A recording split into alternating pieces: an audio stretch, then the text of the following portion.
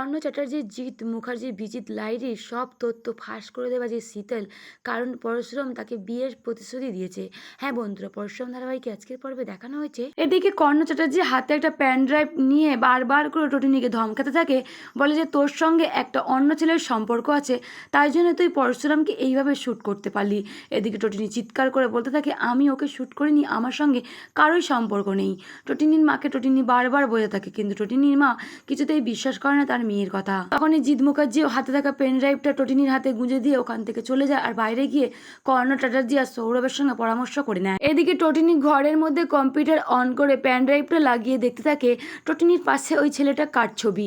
ঠিক তখনই পিকো এসে বলে, মাম্মি ওই আঙ্কেলটা কে? এদিকে টটিনি ভয় পেয়ে উঠে দাঁড়িয়ে পেন ড্রাইভটা খুলে নিয়ে বলে, কেউ না।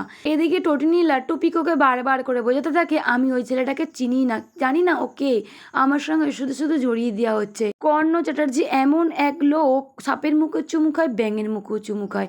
এদিকে টটিনির হয়ে কথা বলছে কারণ লহরীকে পাবার আশায়। এদিকে স্পেশাল ব্রাঞ্চে বসে মৈতর স্যার সিসিটিভি ফুটেজ দেখার জন্য কম্পিউটার অন করলো। তখনই দেখতে পায় পরশুরামের ছবি। দুয়ে দুয়ে চার মিলিয়ে ফেললো মৈতর স্যার বসে কম্পিউটারের মধ্যে।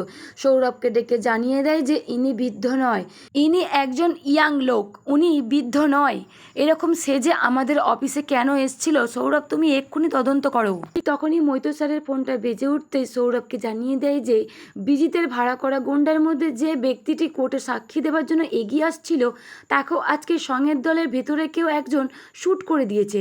তবে একের পর একজনকে শ্যুট করছে ওই সঙ্গের দলের ভেতরে কোনো ওদের মধ্যে গুরুতর কিছু ঘটনা রয়েছে, না হলে একসঙ্গে আসছে ওই সঙ্গের দল আর একের পর এক লোককে শ্যুট করে দিচ্ছে। কি করে জানতে পারছে ওরা বিজিতের লোক বলে? ওদিকে মৈত্র স্যার সৌরভকে জানিয়ে দেয় যে এই ভদ্রলোকের সব কিছু আপডেট আমার চাই এক্ষুনি, দ্রুত। ঠিক তখনই মৈত্র স্যার ওখান থেকে চলে যায় হসপিটালের উদ্দেশ্যে। ঠিক তখনই বিদ্যা গুটি গুটি পায়ে বেনারসি পরে এগিয়ে আসে রাজদীপের দিকে। রাজদীপ তখন ঘুমাচ্ছিল বেডের মধ্যে। রাজদীপকে দেখে বিদ্যার পুরনো স্মৃতিগুলো মনে পড়তে থাকে, যেরকম সিঁদুর পরিয়ে দিচ্ছে, আরও অনেক কিছু। ঠিক তখনই ওখানে আসে ডাক্তারবাবু। ডাক্তারবাবু এসে বিদ্যাকে জিজ্ঞাসা করে, আপনি কে? এদিকে বিদ্যা ডাক্তারবাবুকে জবাব দেয় যে আমি ওনার স্ত্রী, আমারই নতুন বিয়ে হয়েছে।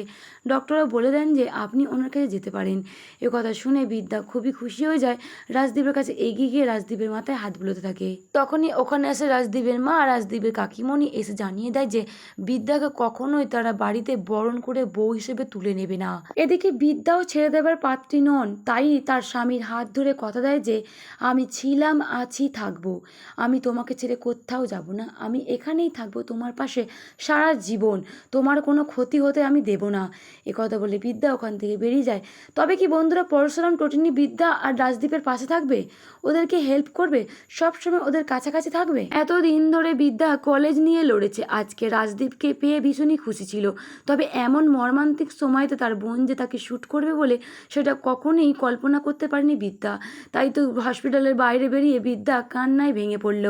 ওদিকে ডক্টররাও হাল ছাড়ছে না, কারণ বিদ্যার এরকম সততা দেখে তার পাশে দাঁড়িয়েছে ডক্টররাও। ওদিকে পরশুরাম শীতলের বাড়িতে আয়নার সামনে দাঁড়িয়ে টটিনির কথা ভাবতে থাকে। তার পুরনো স্মৃতিগুলো আবারও মনে পড়ছে, সে টটিনির মাঝখানে নিজেকে খুঁজে পেত। ঠিক তখনই শীতল কাঁধে হাত দিয়ে বলতে থাকে, তুমি কার কথা বলছো শিবপ্রসাদ? ঠিক তখনই টটিনির কথা বলতে শীতল ভীষণ রেগে যায় আর পরশুরামকে জড়িয়ে ধরে বলতে থাকে, আমি তোমাকে ভালোবাসি, আমি তোমাকে ভীষণ ভালোবাসি। এদিকে পরশুরাম শীতলকে জানিয়ে দেয় যে তুমি আমাকে ছাড়ো, একজন মনে হচ্ছে সরীসৃপ মানুষ আমাকে জড়িয়ে ধরেছে। তখনই ঠাটিয়ে গালে চড় মারতে হয় পরশুরাম শীতলের হাতটা টেনে ধরে রেখে দেয়। পরশুরাম একজন স্পেশাল ব্রাঞ্চের দুধে অফিসার, সে কখনোই কোনো নারীর উপরে হাত তোলেনি।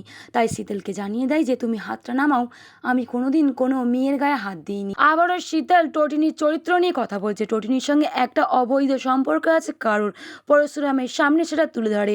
এদিকে পরশুরামও জানিয়ে দেয়, যদি এটা সত্যি হয় তাহলে তুমি যা বলবে আমি তাই করব শীতল। এদিকে শীতল পরশুরামকে জানিয়ে দেয় যে আমি যদি বলি তোমাকে আমাকে বিয়ে করতে, তুমি আমাকে বিয়ে করতে পারবে? এদিকে পরশুরাম জানিয়ে দেয় যে হ্যাঁ তাই হবে, তোমার মতে আমার মত, আমি তোমাকে বিয়ে করব, তবে আমার একটা শর্ত আছে। তো বন্ধুরা, শীতলের কথা মতো পরশুরামকে টটিনিকে ভুল বুঝবে, শীতলকে বিয়ে করে আপন করে নেবে ভালোবেসে পরশুরাম। টটিনিকে সবাই মিলে ফাঁসাচ্ছে, টটিনি সেটা বুঝতে পেরে যায়। তবে কি দিল্লি গিয়ে নিজের আসল রূপ ধারণ করে স্পেশাল ব্রাঞ্চের অফিসারদেরকে একে একে শাস্তি দেবে টটিনি? যদি এমনটাই আপনাদের কেমন কেমন লাগবে অতি অবশ্যই কমেন্ট করে জানাবেন। সকলকে ধন্যবাদ। হ্যাঁ বন্ধুরা, আপনাদের একটা জানানো দরকার ছিল, আপনারা কেউ কি প্রতিজ্ঞা সিরিয়ালের ধারাবাহিকটি দেখতে চান? আমাকে কমেন্ট করবেন।